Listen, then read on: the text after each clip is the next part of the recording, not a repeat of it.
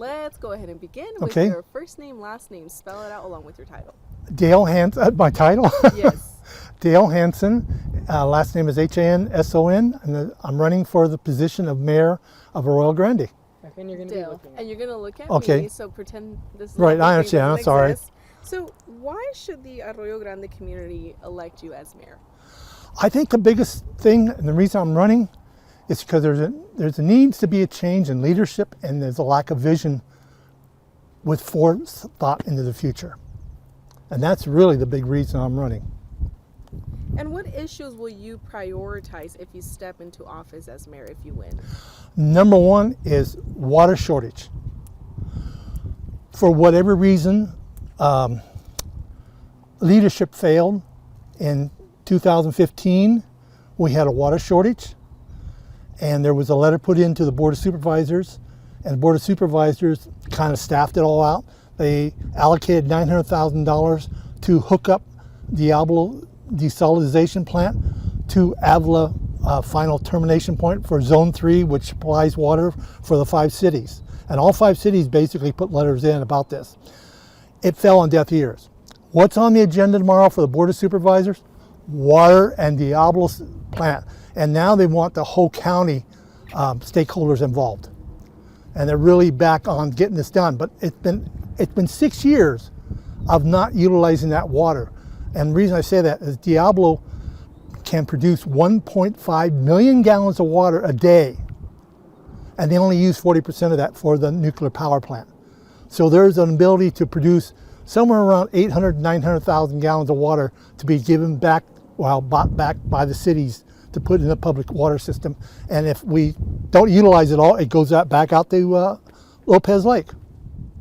And Dale, how important are the water, homelessness, and infrastructure issues to you?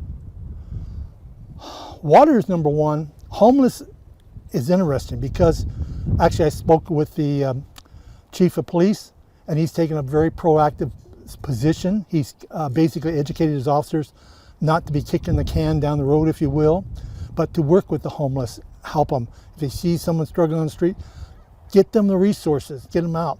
We don't have the same problem Grover Beach has. Grover Beach has got some homeless camps.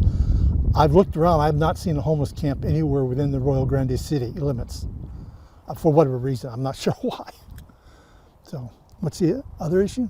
Yeah, so I said, how important are the water, homelessness, and infrastructure issues to you? Infrastructure is very important to me. Whether I personally like it or not, the California Air Quality Board has announced that we're basically going to push cars to electric facility. That includes city vehicles.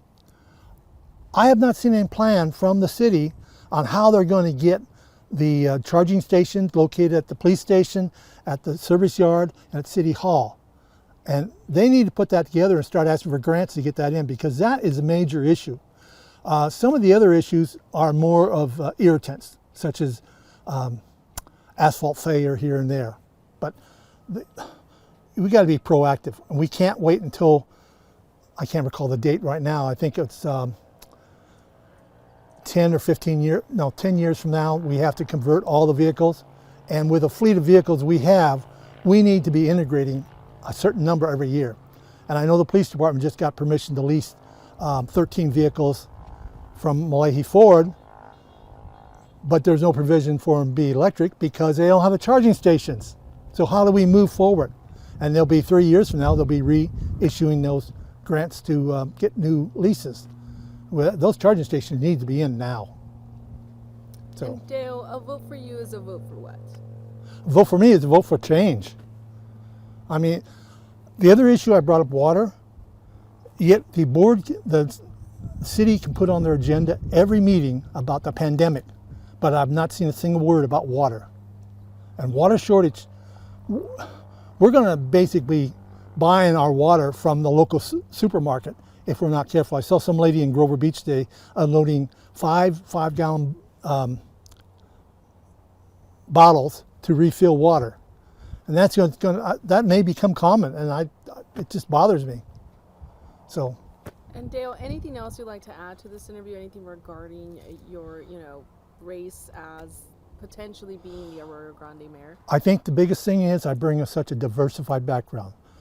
I've worked for the federal government both in a military and civilian status.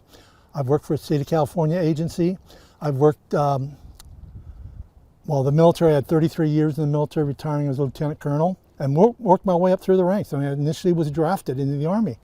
And when I went to officer candidate school, I was basically Sergeant First Class E7, and then I went to officer candidate school, and people was totally shocked. But I worked my way up. The last 5 years in the military, I served as a Command and General Staff College instructor, basically with the vision, teaching command and discipline, teaching what they call the command estimate for battle. I also have aerospace experience, worked for Northrop Grumman. I did employee climate survey nationwide, which was quite interesting to go all the different facilities. What else was? Industry, been out in the industry. So I bring such a diversified background. Education, 2 bachelor's degrees and a master's in human resource organizational development that included finance and statistical analysis. So not a youngster, but we have a lot of experience. Okay. Dale, I really appreciate your time. Thank you so much. Thank This you. concludes the interview. Okay, thank you.